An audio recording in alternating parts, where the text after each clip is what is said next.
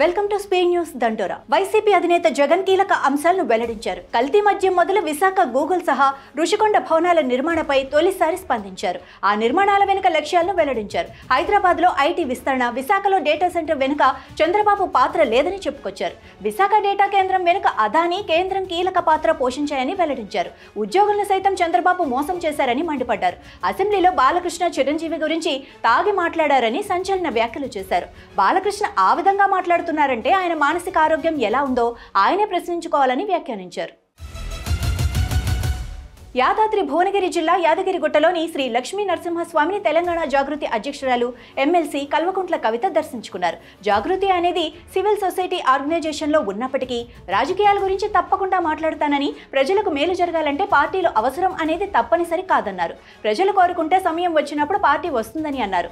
జాగృతి పార్టీగా మారటం పెద్ద విషయం కాదని, కానీ అది సమయం, సందర్భం, ప్రజల అవసరాలపై ఆధారపడి ఉంటుందని కవిత స్పష్టం చేశారు. నగర శివారులోని పోచారం ఐటీ కారిడార్లో గో సంరక్షణ కార్యకర్త సోనూ సింగ్ అలియాస్ ప్రశాంత్ సింగ్ కాల్పుల ఘటనను హిందూ సంఘాలతో పాటు బీజేపీ, బీజేవైఎంలు తీవ్రంగా ఖండించాయి. ఈ ఘటనకు బాధ్యులైన నిందితులను వెంటనే అరెస్టు చేసి కఠిన శిక్ష పడేలా చేయాలని డిమాండ్ చేస్తున్నారు. ఈ రాష్ట్రంలో మతోన్మాద అల్లర్లను ప్రేరేపిస్తూ హిందువులను అణచివేసేలా నిరంకుశంగా కాంగ్రెస్ ప్రభుత్వం వ్యవహరిస్తోందని ఆరోపించారు. ఇదే విషయమై తాము డీజీపీకి మెమోరాండం ఇవ్వడానికి వస్తే పోలీసులు అడ్డుకొని అరెస్ట్ చేశారని రాష్ట్ర బీజేపీ అధ్యక్షుడు రామచంద్రరావు ఆరోపించారు. ప్రధాని మోడీ శుక్రవారం బీహార్లో ఎన్నికల శంఖారావం పూరించనున్నారు. రాష్ట్రంలో పలుచోట్ల ఎన్నికల ర్యాలీలు నిర్వహించనున్నారు. అయితే ఎన్నికల ప్రచారాన్ని దివంగత మాజీ ముఖ్యమంత్రి భారతరత్న కర్పూరి ఠాకూర్ గ్రామం నుంచి ఎన్నికల ప్రచారాన్ని ప్రారంభించనున్నారు. సమస్తీపూర్లో భారతరత్న కర్పూరి ఠాకూర్కు నివాళులర్పించనున్న మోడీ అనంతరం సమస్తీపూర్, బెగుసరాయిల్లో ఎన్నికల ర్యాలీలు చేపట్టనున్నారు. ప్రధాని మోడీ పర్యటన ఆకస్మిక ప్రణాళిక అని, ఇది ఎన్నికలకు ఉత్సాహాన్ని ఇస్తుందని రాష్ట్ర బీజేపీ అధ్యక్షుడు దిలీప్ జైస్వాల్ వెల్లడించారు. ఎన్నికల్లో విజయమే లక్ష్యంగా మోడీ ర్యాలీలు ఉంటాయని తెలిపారు. బీహార్ అసెంబ్లీ ఎన్నికల వేళ ప్రతిపక్ష మహాగఠబంధన్లో ఆసక్తికర పరిణామం చోటు చేసుకుంది. కూటమి తరపున సీఎం అభ్యర్థి ప్రకటన కోసం ఏర్పాటు చేసిన ప్రెస్ మీట్ పోస్టర్ల నుంచి కాంగ్రెస్ అగ్రనేత రాహుల్ గాంధీ ఫోటో మాయమవటం రాజకీయంగా తీవ్ర చర్చనీయాంశమవుతోంది. ప్రతిపక్ష కూటమి పార్టీలు పాట్నాలోని ఓ హోటల్లో ప్రెస్ మీట్ ఏర్పాటు చేయగా, ఈ సందర్భంగా ఏర్పాటు చేసిన పోస్టర్లలో ఆర్జేడీ నేత తేజస్వి యాదవ్ ఫోటోను మాత్రమే ప్రముఖంగా ప్రదర్శించారు. మిగతా భాగస్వాముల పార్టీ నేతల చిన్న ఫోటోలను పోస్టర్లలో ఏర్పాటు చేయగా, అందులో కాంగ్రెస్ అగ్రనేత రాహుల్ ఫోటో మాత్రం ఎక్కడా కనిపించలేదు.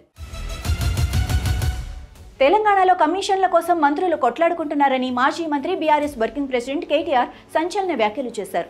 రాష్ట్రంలో అగ్రికల్చర్ పోయి గన్ కల్చర్ వచ్చిందని విమర్శలు గుప్పించారు. రేవంత్ రెడ్డి పాలనలో అరాచకం నడుస్తోందని, కాంగ్రెస్ తెలంగాణ ప్రతిష్టను దెబ్బతీస్తోందని మండిపడ్డారు. కాంగ్రెస్ నేతలు ఐఏఎస్, ఐపీఎస్ అధికారులను బెదిరిస్తున్నారని, అవినీతి విలయతాండవం చేస్తోందని ఆరోపించారు. ముఖ్యమంత్రి నివాసం సెటిల్మెంట్లకు అడ్డాగా మారిందని ఆయన ధ్వజమెత్తారు. ఆంధ్రప్రదేశ్ ముఖ్యమంత్రి చంద్రబాబు నాయుడు నవంబర్లో విశాఖపట్నంలో జరిగే సిఐఐ భాగస్వామ్య సదస్సుకు ప్రపంచ పరిశ్రమల ప్రముఖులను ఆహ్వానించారు.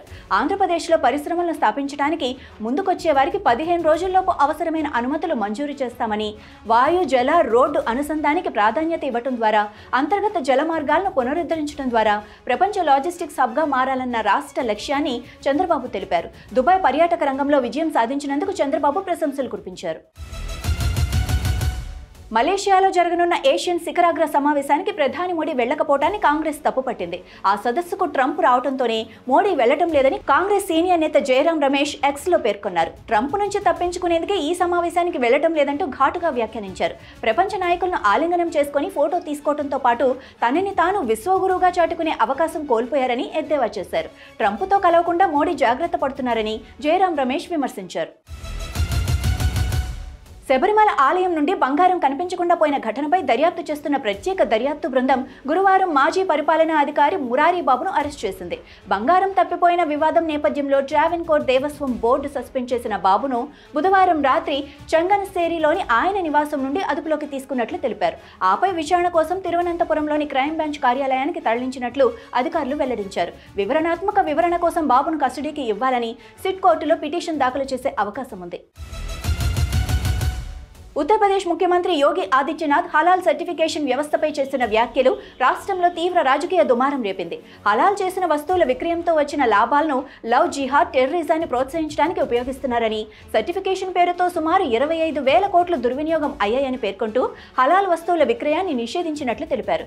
ముఖ్యమంత్రి చేసిన ఈ తీవ్ర ఆరోపణలను ప్రతిపక్షాలు గట్టిగా ఖండిస్తున్నాయి. రాష్ట్రంలో ఉన్న అసలు సమస్యల నుంచి ప్రజల దృష్టిని మళ్లించడానికి, మతపరమైన విభజనను సృష్టించడానికి ఈ వివాదాన్ని తెరపైకి తెస్తున్నారని ప్రతిపక్ష నాయకులు విమర్శిస్తున్నారు.